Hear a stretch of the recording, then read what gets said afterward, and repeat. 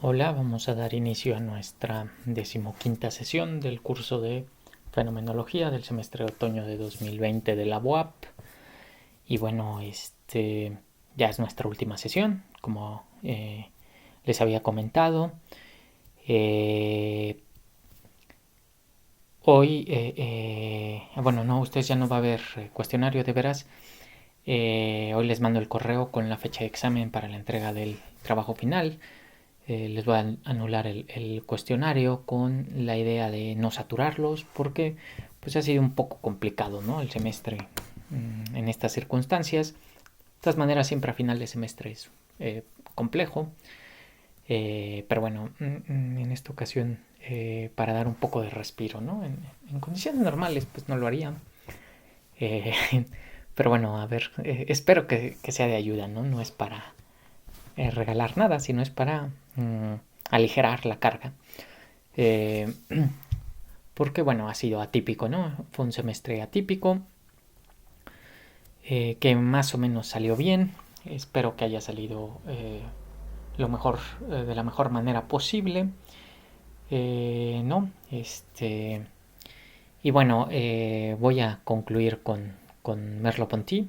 Ya no voy a seguir como a detalle, ¿no?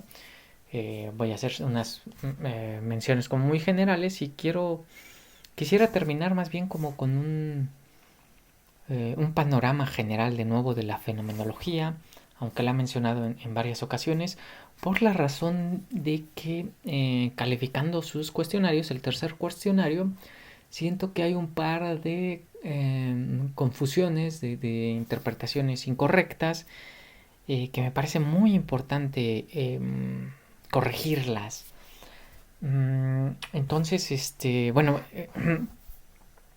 por eso me voy a ir hacia esto. Eh, y tiene que ver con... bueno, voy a empezar con eso directo. Ahorita regreso sobre Merleau-Ponty. Eh, Muchos y muchas de ustedes me pusieron en su cuestionario en lo de diferencia entre óntico y ontológico, que lo óntico es, bueno, con distintas palabras, pero que lo óntico remite a la cosa en sí, tal cual es, tal cual existe ahí independientemente de nosotros, y lo ontológico a la manera en que nosotros la interpretamos. Y no, eso está muy mal. Y a ver, para empezar, en fenomenología no hay esta distinción entre fenómeno y cosa en sí a la manera kantiana. La cosa en sí es el fenómeno. Es decir, este, que ha sido el ejemplo clásico, ¿no? Este sacacorchos, aparece desde sí mismo en perfiles. Acuérdense que hay un a priori de la correlación, eh, y por lo tanto no existen las cosas en sí mismas que alguien pudiera, ¿no? Esto no existe en sí mismo en un lugar abstracto, en un espacio homogéneo, que la pueda contemplar un sujeto neutro que sería una especie de Dios y que la vería desde todos los ángulos posibles. Eso contradice la estructura esencial de la percepción visual. No hay en ese sentido cosas en sí. eh, bueno, no hay cosas en sí en ese sentido como kantiano de quién sabe qué sean. No, solo hay las cosas en sí son eh, en su cómo aparecen. En su cómo aparecen. Entonces forma parte de la estructura esencial que tiene perfiles y que no se pueden ver todos los perfiles al mismo tiempo. Y eso no es una interpretación humana en sentido subjetivo, relativista, de cada quien tiene su perspectiva, cada quien ve lo que quiere, cada quien ve como quiere, a cada quien le sabe distinta la cerveza. Eh, no lleva a esa relativización. Al contrario, y eso lo traté de subrayar muchas veces, esto lleva a una objetividad más objetiva que el engaño de una cosa en sí neutra con cualidades y atributos cuantificables y medibles únicamente por la ciencia. ¿Por qué? Porque esta idea de que hay cosas en sí independientes, con atributos materiales, lo voy a decir conectándolo con la última clase de Merleau-Ponty. Eso es también un perfil del cómo aparecen las cosas. Y es un perfil que tiene que ver con toda una construcción teórica del hombre que hace ciencia. Pero esto también me aparece desde perfiles culturales, desde perfiles religiosos, desde perfiles eh, eh, eh, este, eh, ¿qué más? Emotivos. Pero eso no es una especie de subjetivismo relativista que diga que, y bueno, ya metiéndome a Heidegger, pues sí, justamente lo óntico son los entes y lo ontológico es su sentido, o sea, el ser del ente. Pero el ser del ente no es la interpretación humana en este sentido eh, relativista, culturalista, ¿no? Que Heidegger rechaza, sino tiene que ver con la estructura misma de la existencia, ¿no? Bueno, aquí sí de la existencia, mi propia existencia, pero pues ya en términos más generales, que el ser de este ente sea comprendido por mí y no por este ente, no remite a algo así como decir que este ente en sí mismo, quién sabe qué sea, sino remite a que este ente no comprende su propia existencia, pero si la comprendiera, eh, pues existiría desde como un ser en el mundo y entonces no estaría inerte, sino habitaría en el mundo, se preocuparía por su propia existencia, estaría de cara a su muerte, etcétera, ¿no? Ocuparía las cosas, el mundo le aparecería como aquello que le rodea y con lo cual se ocupa. Entonces, ahí hay una terrible comprensión o interpretación entre óntico ontológico que no sé cómo explicarla como en breve, ¿no? Porque necesitaríamos volver a ir al texto de Heidegger, volver a señalar algunas líneas y volver a meter muchos puntos. Eh, pero bueno, en términos generales tiene que ver con eso, ¿no? El ente, eh, el ente es justamente este ente.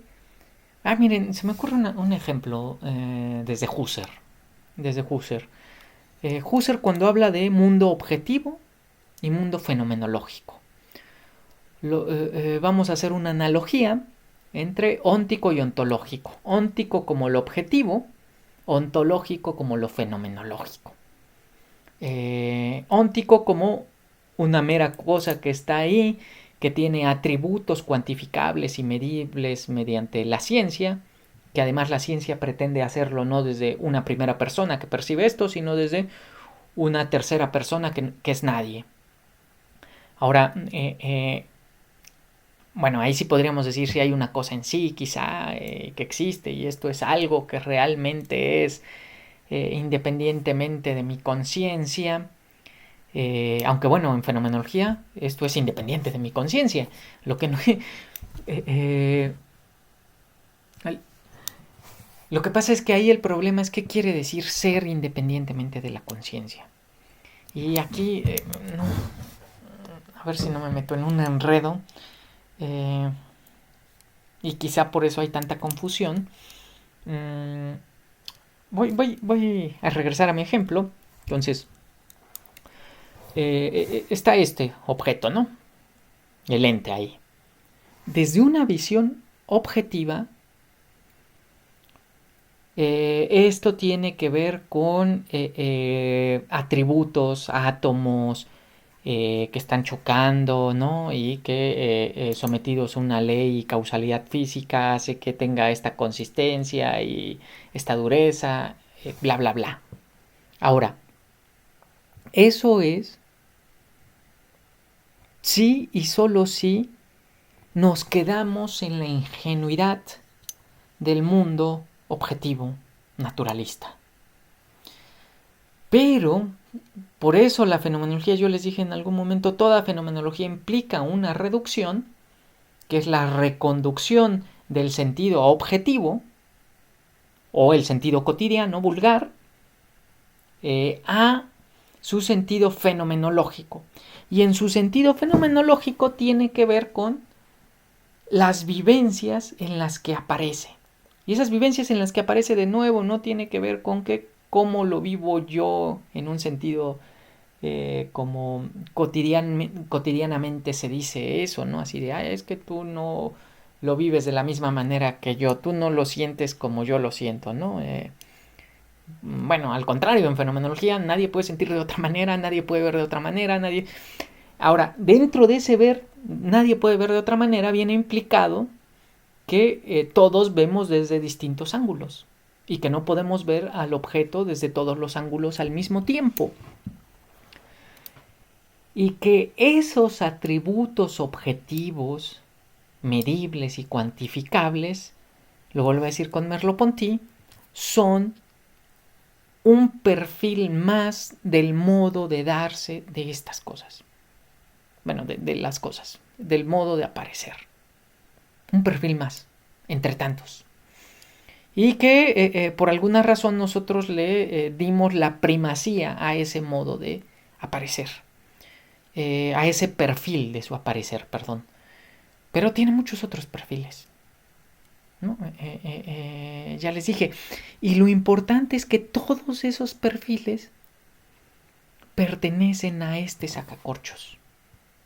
Este sacacorchos es el mismo que describe la ciencia y que dice son átomos, son partículas, la fuerza material, yo qué sé cómo lo describa la física. Es el mismo que describiría un poeta que lo ve y que empieza a decir, bueno, es que este sacacorchos que brilla, es el mismo que vería la lente de un cineasta, ¿no? Imagínense que somos Tarkovsky y está ahí el sacacorchos y lo está firmando, ¿no? Y se escucha agua pasar. Es el mismo que yo utilizo cuando abro una botella de vino, ¿no? O destapo una cerveza. Es el mismo. Son distintos perfiles de su aparecer, todos ellos.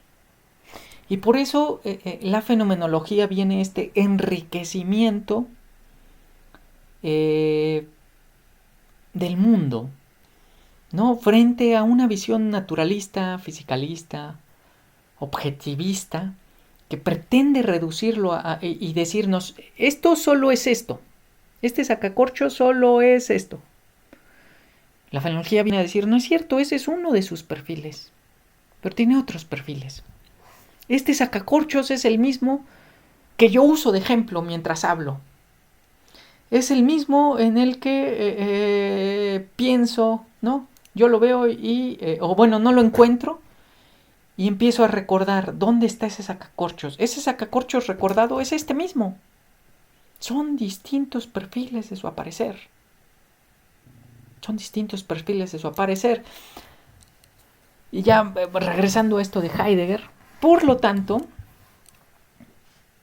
el ser, ya ahora sí, dicho heideggerianamente, lo óntico, por eso Heidegger dice, todas las ontologías regionales, así las llama él, en oposición a la ontología fundamental que él pretende fundamentar, todas las ontologías fundamentales tienen que dar por supuesto ese objeto que estudian y no preguntarse por su ser, ¿no? Simplemente ya darlo como algo que está ahí y describirlo, porque si no hicieran eso no pueden avanzar como ciencias.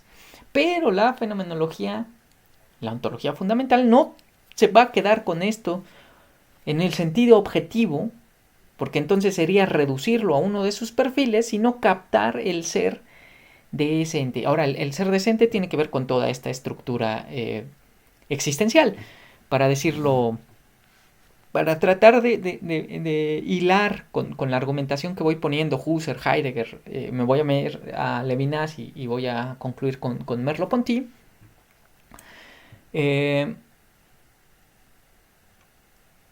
Estos perfiles de los que habla, bueno, la palabra viene de Husserl, Abschattung, y que se le llamaron escorzos o ensombrecimientos.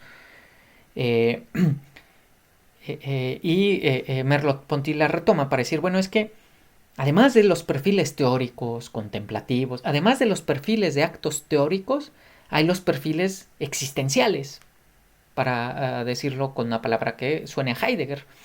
Y entonces no solo lo veo de un lado, que brilla más, que brilla menos, sino lo veo como algo que está disponible para que abra la botella de vino cuando necesito tomar, algo que me está a la mano que uso cuando necesito un ejemplo, algo que me hace recordar en algo más, etcétera, etcétera, etcétera. Entonces, todos esos perfiles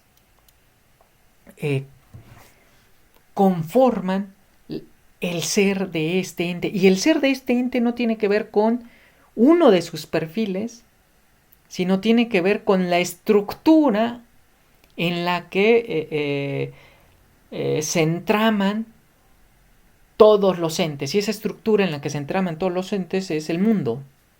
Es lo que llamamos mundo y la significatividad del mundo. Y de hecho yo se los dije, bueno, entonces lo óntico lo toma desde una perspectiva como algo que está simplemente ahí. Lo ontológico se pregunta por el sentido de eso que está ahí, por su fundamento, por el ser de esto. Y el ser de esto remite a que no existe el ser de el sacacorchos en un sentido como de esta interpretación platónica, que bueno, si uno le ven a Platón no es tan Platón, pero bueno, es que se le atribuye a Platón de que, bueno, aunque bueno, sí es de un periodo de Platón, pero se exagera, ¿no? Platón dice un montón de cosas. Pero bueno, sería contrario a esta idea de este ente tiene, el ser de este ente es el eidos, sacacorchos, que capta la mente y de la cual, o bueno, el nous, el entendimiento, y de la cual este sacacorchos es solo una copia imperfecta. No, el ser de este ente es y además eso sí lo mencioné, aunque muy de pasada, es su para qué. Para abrir, para usar de ejemplo, y en su para qué remite a otros entes. Y por lo tanto el ser de los entes no es algo individual que lo haga ser lo que es, sino es esa red de conexiones en la que se unen todos. Eso es lo que, o sea, lo que hace ser a este ente, el ente que es él, es su para qué, pero ese para qué está inscrito, ¿no? Su significatividad está inscrita en una red de significados del mundo. Y entonces lo que hace ser a este ente no es él mismo individualmente, sino la red de todos los demás entes. O sea, el mundo. Es la mundanidad del mundo la que le da el ser a los entes. ¿No? Se me ocurre otro ejemplo que además es del estructuralismo, pero aquí queda muy bien. En este sentido, la fenomenología es estructuralista, aunque es una estructuralista encarnada en una existencia concreta. Vamos a suponer que esto es una palabra, ¿no? La palabra sacacorchos, y que desde una visión clásica decimos que la esencia de la palabra sacacorchos es una definición que tiene que ver con este sacacorchos. Y lo que van a decir no es cierto. Lo que le da sentido a las palabras no son átomos de palabras, es la red de todas las palabras. Las palabras solo tienen sentido porque hay una red en la cual se encuentran, una red de palabras en la cual se encuentran inscritas y que les permite tener sentido. O sea, las palabras no tienen sentido en sí mismo, sino tienen sentido por oposición y contraste dentro de toda esa red de las palabras. Y lo mismo pasa con los entes. El ser de los entes no tiene que ver con el ente mismo, sino tiene que ver con la red en la que se entraman los entes. Y por eso el ser del ente es su para qué, su umtsu, ¿no? Y ahí lo dice Heidegger, y es la utilidad. Entonces ese es cuando alguien me pregunta cuál es el ser del libro, pues utilidad. Pero su utilidad remite a esta red de significados que engloba el mundo, la mundanidad del mundo que llama Heidegger, por eso dice la mundanidad del mundo. El mundo, esto de la mundanidad del mundo que puede sonar así como controversial y hasta sirve para burla, tiene que ver con eso, que el mundo no es una cosa que estuviera así, un ente ahí estático, al cual vemos, sino que el mundo es una red en la cual se entraman todos los entes y remiten unos a otros. Ahora, y aquí viene esa diferencia con el estructuralismo, que es de la fenomenología, y que es de Husserl y Heidegger. Estoy mezclando un poquito, pero en Heidegger obviamente tiene, en Husserl esa red de significaciones, lo voy a decir un poco burdo, porque no es completamente así, pero sería como de la conciencia contemplativa, para exagerar lo que dice Heidegger y darle la razón nada más para simplificar las cosas. Y en el estructuralismo igual, ¿no? Las palabras tienen sentido dentro de ese sistema de palabras, independientemente ninguna palabra tiene ningún sentido y no existe, ¿no? Si no existiera toda esa red de palabras, las palabras no existirían. Pero la pregunta es, ajá, ¿y esas palabras dónde existen? Y aquí vendría Heidegger y diría, bueno, es que ese ser del ente de donde existe en la existencia. Bueno, es que ahí existe, no. ¿Dónde acontece el mundo? ¿Dónde aparece el mundo? ¿Dónde? Pues en la existencia del Dasein, del ser en el mundo. Y no es que el mundo sea adentro del Dasein, sino que más bien el mundo es el espacio en el que se despliega la existencia. Pero ese desplegarse de la existencia le da el ser a los entes. O sea, el ser de los entes tiene que ver con esa red, pero esa red remite en última instancia a la manera en que el Dasein habita el mundo. La manera en la que el Dasein habita el mundo. Esa red de significados remite en última instancia a la red de quien comprende esos significados, que es el Dasein. Y bueno, si lo ponemos husserlianamente, pues la conciencia no es ni siquiera el hombre, es todo lo vivo. Todo lo vivo. Entonces toda esa red tiene sentido solo porque hay seres vivos que la habitan. Tan pronto dejara de haber seres vivos que la habitan, pues esa red no existe. No existe en este sentido de tan pronto dejara de haber hablantes, las palabras, esa red de palabras, pues va a dejar de ser hablada. Va a dejar de ser hablada. Espero no haber enredado un poco las cosas y que haya servido para esclarecer. Me parecía fundamental meterme a esto. Es un poco difícil de entenderlo en fenomenología. Pero bueno, espero que haya sido claro, ¿no? O relativamente claro. Y bueno, entonces óntico tiene que ver con eso, con el ente, en un sentido como aislado y vulgar, donde se cree que simplemente está ahí, y lo ontológico es el ser de ese ente. Y luego esto de existencial, existenciario es lo mismo. Lo existencial es simplemente la existencia desde la comprensión cotidiana, lo existenciario desde su comprensión ontológica. Y aquí lo mismo, ¿no? Uno es captarlo desde la comprensión objetiva vulgar dominante, y la otra es preguntar por el ser de el ente, y en el otro preguntar por el ser de la existencia, lo existenciario. Bueno, entonces ese era un error. Había varios, pero bueno, de hecho solo va a ser sobre eso esta sesión. No quiero meter nueva información para no confundir más. Ya es suficiente, ha sido un semestre de nuevo lo digo complejo. Creo que se avanzó bien. También leyendo sus cuestionarios, a pesar de ese error, más o menos se ha leído bien, y me parece que podemos estar satisfechos con el curso en términos generales, ¿no? Y bueno, entonces, ahora en esta última pregunta, así de que les decía, ¿cuáles serían las semejanzas y diferencias entre la fenomenología de Husserl, Heidegger, Levinas, Merleau-Ponty? Digo, ahí también es una pregunta como muy amplia, muy compleja. Yo quiero señalar algo que, y esto ya tiene un poco de interpretación personal, aunque no soy el único que lo interpreta así, pero yo quiero remitir a esto, y vuelvo a esta confusión entre, para mí toda la fenomenología toda la fenomenología hace una reducción. Y además una eidética, pero bueno, por lo menos una reducción, eso es seguro. Y la reducción va de lo objetivo a lo fenomenológico. Eso tiene que quedar claro. Y de nuevo, esto de lo objetivo a lo fenomenológico, pues es muy cercano a lo que dice Heidegger de lo óntico a lo ontológico. Aunque para Heidegger pues es más fundamental de lo óntico a lo ontológico que de lo objetivo a lo fenomenológico, ¿no?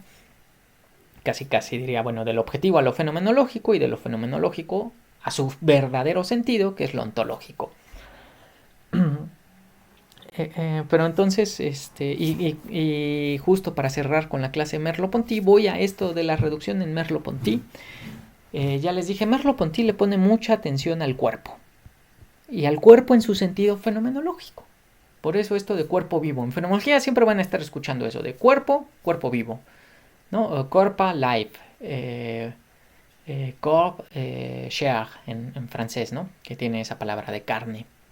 Que nosotros tenemos la palabra carne, pero lo usamos también para un animal muerto, ¿no? Para un pedazo de un cadáver que nos comemos. Y entonces, para Merleau-Ponty el cuerpo es fundamental, y ahorita por esto regreso con lo de la reducción, porque el cuerpo en su sentido fenomenológico interviene en el cómo del aparecer de los objetos. Es decir,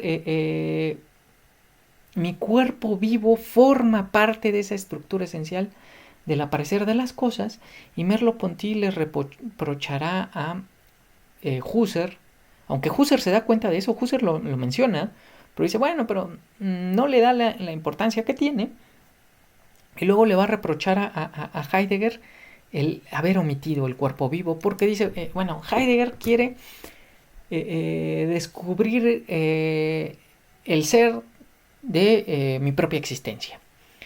Y hace todo este análisis de la existencia, preocupada, ocupada,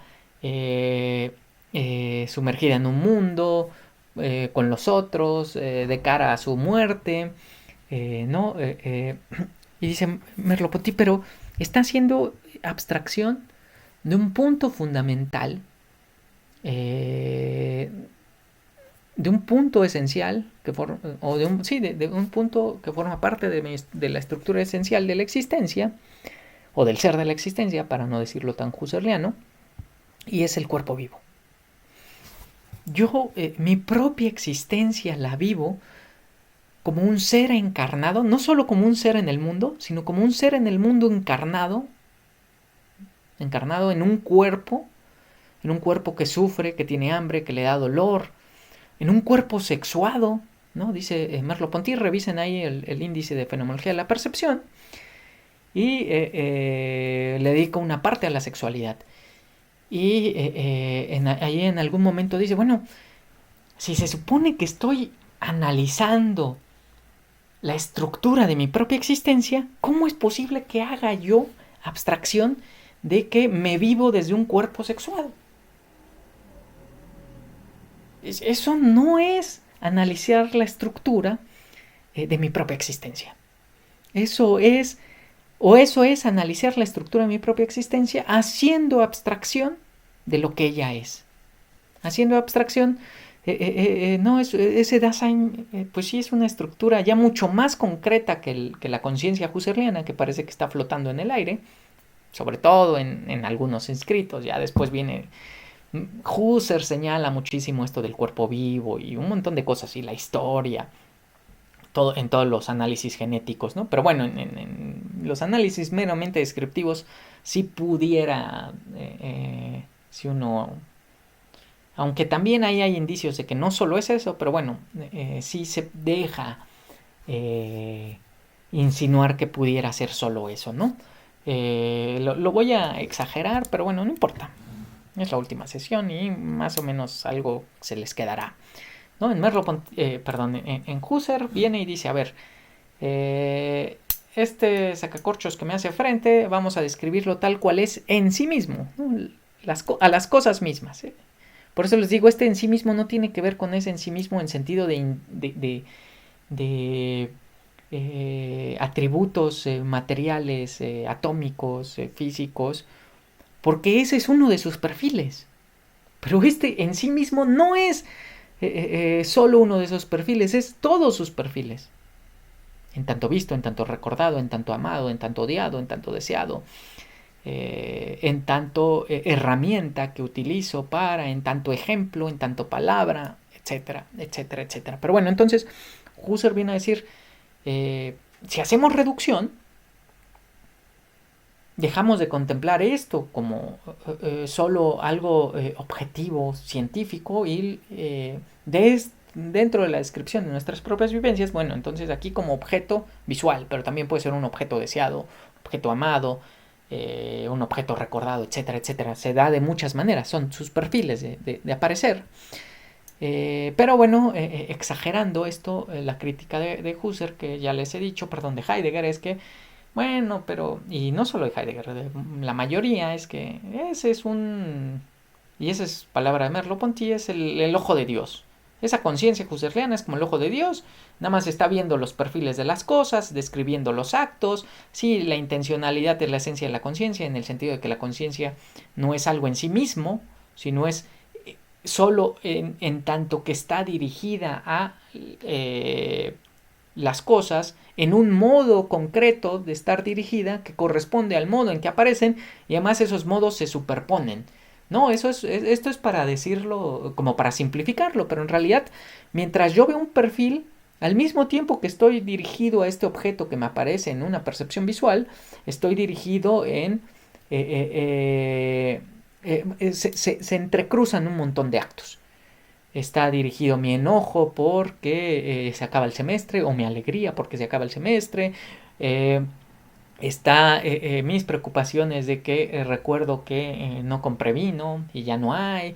Está mezclado que mañana tengo que hacer tal cosa, etcétera, etcétera, etcétera. Pero bueno, de todas maneras, pareciera que es una conciencia neutra que está viendo ahí y simplemente describe las cosas. Y Heidegger viene a decir, bueno, pero es que ese que describe las cosas es no una conciencia neutra, sino es una existencia preocupada por sí, que está interpretando esto, lo está interpretando desde la interpretación que hace de su propia existencia. Y el aparecer de las cosas está involucrado en esa existencia. Por eso les digo, tampoco es, y lo vuelvo a señalar hasta el cansancio, no es que quieran venir los fenomenólogos a relativizar. Y esto de, bueno, es que... esa frase que se le atribuye a Nietzsche, muy famosa, de no hay hechos, hay interpretaciones, ¿no? Entonces, pues sí, no hay sacacorchos y no hay cómo lo interpretamos. Bueno, la fenomenología viene a decir, bueno, a ver, momento, ese sacacorchos es esos perfiles, y esos perfiles sí los interpretamos, pero no los interpretamos en un sentido arbitrario, que cada quien diga lo que quiera y como se le ocurra, sino dentro de una legalidad esencial del aparecer de las cosas. Y en este caso una legalidad esencial del ser, de mi propia existencia, ¿no? Del ser del Dasein y del ser en general, dicho en palabras heideggerianas. Y entonces, bueno, viene a reclamar eso a Husserl y a decir, forma parte de la estructura esencial del aparecer de las cosas, el que la existencia ante la que aparecen está intrincada en ese aparecer mismo. No es una existencia neutra que contemple desde la nada, contempla desde un punto concreto en el cual está envuelta su propia historia, su propia cultura, etcétera, etcétera, etcétera, ¿no? Y que Husserl, pues más o menos dice cosas parecidas. Por eso digo, las críticas heideggerianas a veces son incompletas, aunque en otro sentido es genial lo que hace Heidegger, ¿no? Es genial porque pone el acento en eso. Pone el acento en eso porque justamente lo que quiere hacer Husserl es decir, si es verdad que el sujeto está involucrado en el aparecer, pero tiene que hacer epogé para no involucrar esos aspectos. Y Heidegger dice, bueno, es que eso no se puede no involucrar, eso forma parte del aparecer de las cosas. Luego viene Merleau-Ponty y dice, a ver, Heidegger tiene razón. Husserl hace abstracción de esa existencia intrincada ante la cual aparecen las cosas y que determina el ser de las cosas, pero tú estás haciendo abstracción del cuerpo vivo sin el cual no habría ser en el mundo. Del cuerpo vivo sin el cual no hay Dasein. Del cuerpo en el sentido fenomenológico. Y ahorita voy a esto de nuevo de cuerpo. Lo voy a tratar de explicar como muy de forma resumida. Y por lo tanto es incompleto lo que dices. El fundamento, el origen no está en el ser de la propia existencia, sino en el cuerpo vivo.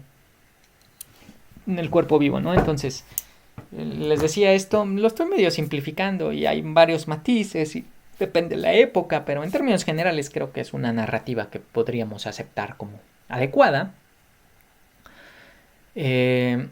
Entonces la fenomenología se vuelve una carrera por lo originario. ¿Qué es lo más originario? Que además la filosofía alemana es eso, ¿no? Y probablemente también la filosofía griega, nada más que aquí captada de otra manera, ¿no? Eso más originario no es ese eidos, no es ese atributo científico, sino es todo esto que ya expliqué. Y entonces la conciencia no, el Dasein. No, el Dasein no, porque el Dasein, la conciencia no es sin esa estructura existencial de la que habla Heidegger. Y Merleau-Ponty dice, bueno, ok, es verdad. El resultado final de la reducción trascendental husserliana es el ser en el mundo, es el Dasein en tanto ser en el mundo, pero ese ser en el mundo no es sin el cuerpo vivo, que le posibilita habitar ese mundo. Y ese cuerpo vivo es este cuerpo, esta mano que muevo, que toco, estos ojos que cierro para ver mejor, que me tallo, y esas funciones que cumple el cuerpo vivo en el aparecer de las cosas, Heidegger las omite, hace abstracción de ellas. Y ese es el reclamo de Merleau-Ponty. ¿Cómo puede Heidegger hablar de decir que su filosofía es la filosofía de la existencia en su sentido más concreto al hacer abstracción del cuerpo vivo? Eso ya no es la existencia en su sentido más concreto. Eso es una abstracción de la existencia en su sentido más concreto. Obviamente si le creemos a Merleau-Ponty, ¿no? Ahí está esa discusión. Hay esas discusiones bien interesantes. Y bueno, Merleau-Ponty y perdón, Levinas diría, y dentro de ese cuerpo vivo, aunque no use esa palabra tal cual, porque lo que me constituye en el fondo no es la actividad, sino la sensibilidad, la pasividad, el ser afectado por, se descubre que lo más fundamental ni siquiera es el cuerpo vivo, sino el otro, ¿no? Y entonces ya tenemos ahí una carrera, porque es lo más fundamental, y luego Derrida llega a decir, bueno, en realidad no hay algo más fundamental. Eso más fundamental siempre se escapa y se va más lejos y se va más lejos, como esa búsqueda de lo fundamental es como querer alcanzar el horizonte. Una vez que lo alcanzamos, el horizonte se desplazó.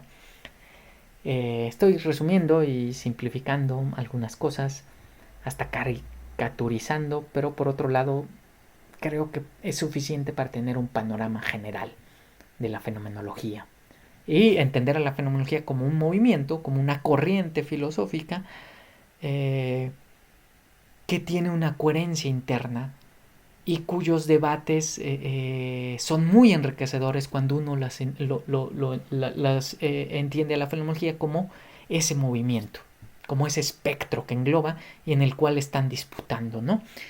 De hecho, es más, creo que es Derrida el que dice que la historia de la fenomenología es la historia de Husserl y sus herejías, ¿no?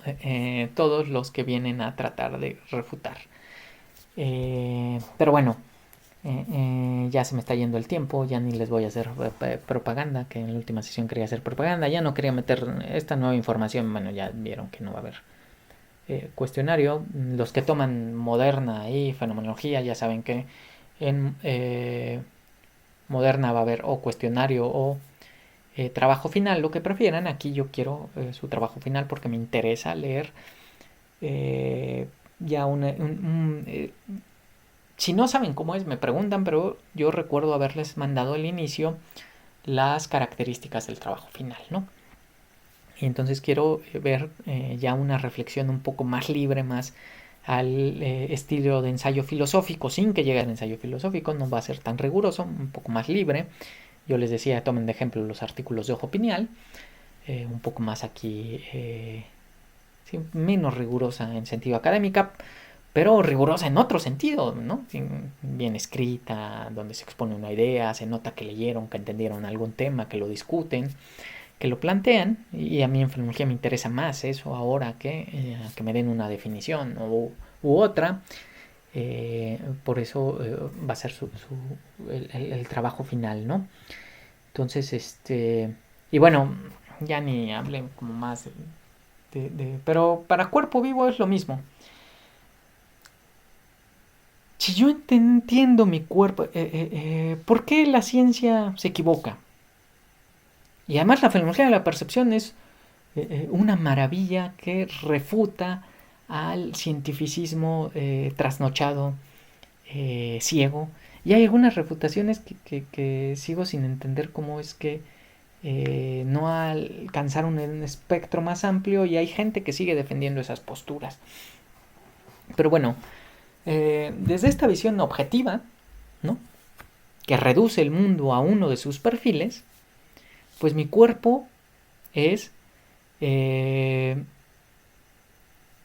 resultado de procesos físicos, químicos, biológicos, fisiológicos, neuronales. Y eso es el cuerpo. Y desde ahí la ciencia explica que porque me da hambre, porque me muevo, porque respiro. Y Merleau-Ponty viene a decir no es cierto. Y no solo no es cierto, sino se los voy a demostrar. Y lo demuestra con casos de psiquiatría en donde es imposible demostrar desde puros postulados fisiológicos el funcionamiento del cuerpo. Y esto no tiene que ver con que la ciencia todavía sea esté muy atrasada, sino tiene que ver con esa distinción entre objetivo y fenomenológico. Entonces, yo no vivo mi propio cuerpo, ¿no? Ya hablando en fenomenología, okay, yo hago reducción y dejo de contemplar a mi cuerpo como una suma de nervios y huesos y músculos y tendones, y describo la experiencia que tengo de mi propio cuerpo, describo las vivencias en las que se me da mi propio cuerpo. Y bueno, además yo soy, Merleau-Ponty viene a decir yo soy mi cuerpo. Yo no vivo mi cuerpo como una suma de tendones, huesos, procesos físicos, químicos, no. Lo vivo como algo que me permite moverme en el mundo, que me ubica, en el cual estoy centrado, que me provoca frío, calor, hambre, etcétera, etcétera, etcétera. Entonces, el ejemplo clásico, que además lo usa también Levinas y que lo usa Merleau-Ponty, es cuando yo toco, no, aquí está el sacacorchos. Cuando yo toco el sacacorchos, ¿no? Es porque quiero sentir su textura, si está frío, si está tibio, si es rasposo. Esto es un objeto inerte, pero mi cuerpo no es un objeto inerte. Cuando yo toco mi cuerpo, lo siento a la vez como un objeto inerte, pero no es solo un objeto inerte, sino es un objeto que siente, ¿no? Y Levinas, por eso leí que hay un análisis fenomenológico a la caricia, y dice, bueno, desde una visión cientificista, pues yo no podría acariciar. ¿Cuál es la diferencia entre simplemente rozar y acariciar? Pues que cuando yo estoy acariciando, no estoy acariciando el cuerpo en su sentido, el cuerpo de la otra persona, de la persona humana, no lo estoy tocando en tanto cuerpo físico como atributos objetivos, fisiológicos, sino estoy tocando el cuerpo en sentido fenomenológico. Y la cosa es que obviamente, mi cuerpo también es cuerpo físico y también es cuerpo fisiológico y también es cuerpo inerte. Pero no es solo eso. No solo eso. Espero no haber confundido más. Y no quiero meter más información. Ya leyendo sus cuestionarios es suficiente. Ya se tiene un panorama general aceptable. Y ya lo dejamos ahí, no, si no se me van a confundir más. Y termino, bueno, en la otra clase le dedico un montón de tiempo a hacer promoción a la permacultura, aquí no le voy a hacer tanto, pero termino haciéndole de nuevo promoción a las tres cosas que siempre le hago. Primero, permacultura, el desafío ecológico de nuestra época, pues nos tiene que incumbir, tenemos que sentirnos llamados ante ese desafío. Y pues la permacultura es una herramienta extraordinaria que nos puede ofrecer respuestas a esta problemática. Entonces, pues a leer artículos de permacultura, blogs, ver videos, irse a cursos. Bueno, con que medios se informaran de qué es, ver unos cuantos videos ahí en YouTube explicando, ¿no? La permacultura para dummies o algo así. Sería suficiente. Bueno, no hay videos así. Voy a hacer unos videos así, estaría bien con este título. Y a lo mejor dicen, no, a mí eso no me interesa. Pero bueno, si no les interesa también está bien. Pero al menos yo en clase de moderna decía, me siento responsable de por lo menos decirle, existe esa otra posibilidad. Vayan a ver qué dice esa otra posibilidad. Hay otros modos de organizarse, de distribuir, de producir. Y entonces, bueno, vean, échenle un vistazo. A lo mejor les atrae, a lo mejor no. Digo, yo siempre le hago y le seguiré haciendo propaganda en la primera sesión y en la última sesión hasta que ¿no? Hasta que me muera o hasta que deje de dar clases, ¿no? A lo mejor de repente digo, no, ya no voy a dar clases, me voy a dedicar a otra cosa, ¿no? Me voy a dedicar justamente a ser permacultor 100%, ¿no? De lleno. Luego la segunda que también siempre hago es, pues vayan a ver cine de autor, ¿no? Es en los primeros semestres cuando les digo como que les suena muy raro. Ya más adelante, por el mismo ambiente de nuestra universidad, de nuestra facultad y de nuestra licenciatura, pues la mayoría le acaba gustando el cine de autor, ¿no? Es como, ¿qué están haciendo en filosofía si no les gusta el cine de autor? ¿No? Sería una cosa rarísima, pero bueno, de todas maneras, vayan a ver. Ustedes están como a la mitad de la carrera. Muchos ya les encanta el cine de autor, ¿no? Ya son fans de Tarkovsky, de Bergman, de Reigadas, de Kurosawa. Vean a los directores nuevos, hay cosas muy buenas de directores nuevos. Ahorita se me viene a la mente Vigan, ¿no? Un director chino extraordinario, extraordinario. Una cosa maravillosa. Ahí está en Netflix, Largo viaje hacia la noche de él.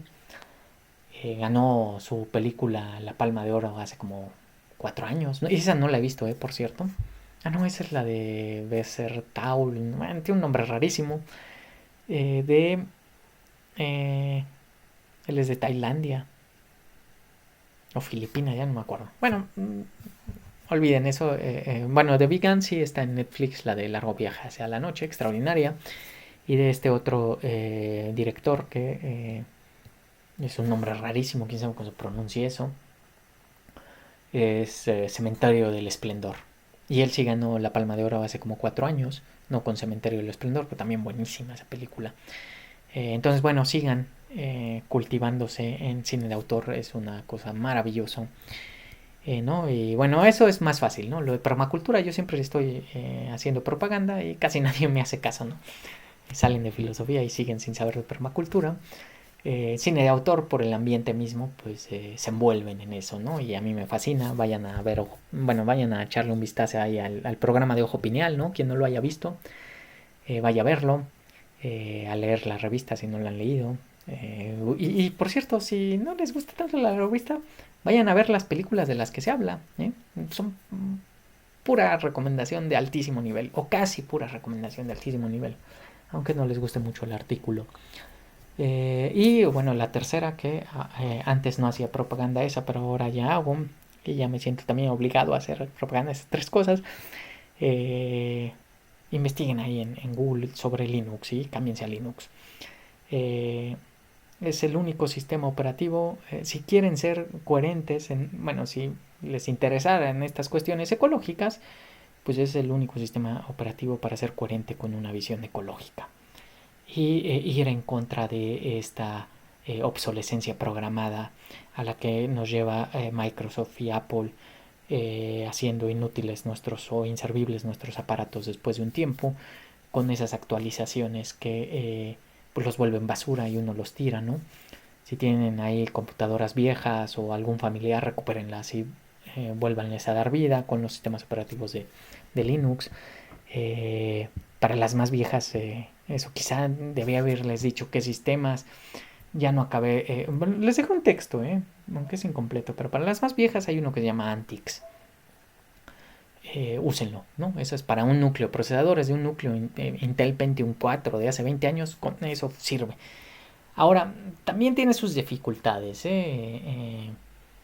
no crean que todo es color de rosa, ni en permacultura, ni en cine de autor, ni en Linux. Tiene algunas ligeras dificultades. Hay una curva de aprendizaje porque pues, no es exactamente igual. Ciertos problemas de incompatibilidad, pero en términos generales es una cosa extraordinaria. Cosa extraordinaria, que además va en un sentido ecológico, de otro tipo de organización, de otro tipo de concepción de la distribución, del intercambio, ¿no? El software libre, yo estoy fascinado con eso porque justamente no va en esta lógica capitalista de venta, consumo, sino en el dar servicio a necesidades que se tienen. Y bueno, pues nos vemos hasta... bueno, no, ya no nos vemos.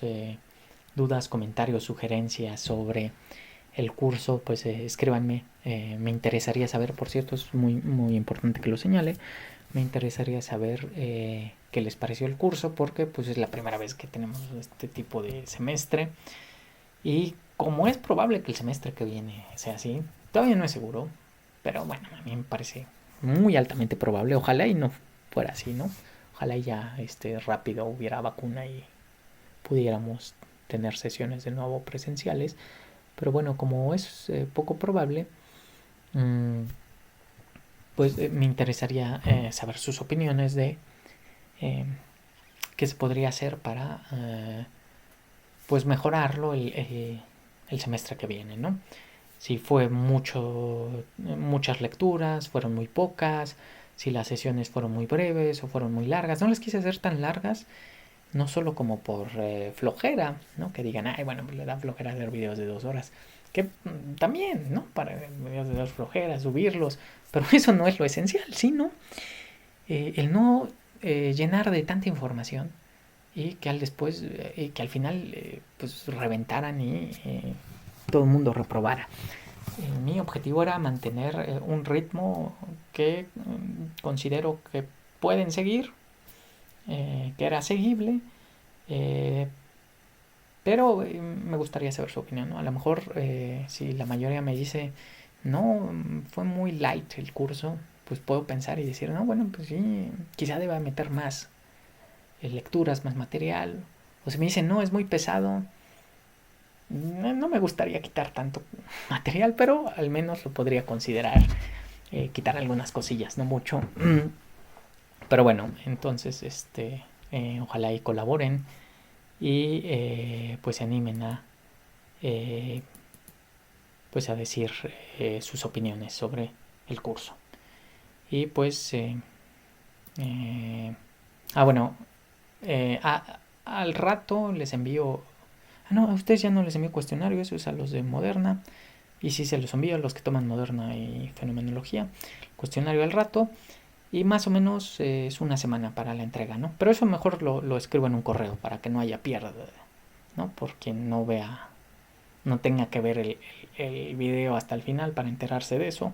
Esta es información importante, entonces se lo mando hoy en la noche para que ya sepan las fechas de entrega y más o menos sepan cuándo pueden saber ya su calificación, ¿no? Que la voy a poner en una columna, voy a agregar una columna de un trabajo final ahí que no exista en Teams y ya les pongo ahí su calificación final, que su calificación final pues es la suma de las otras, ¿no? Y pues bueno, hasta alguna otra ocasión.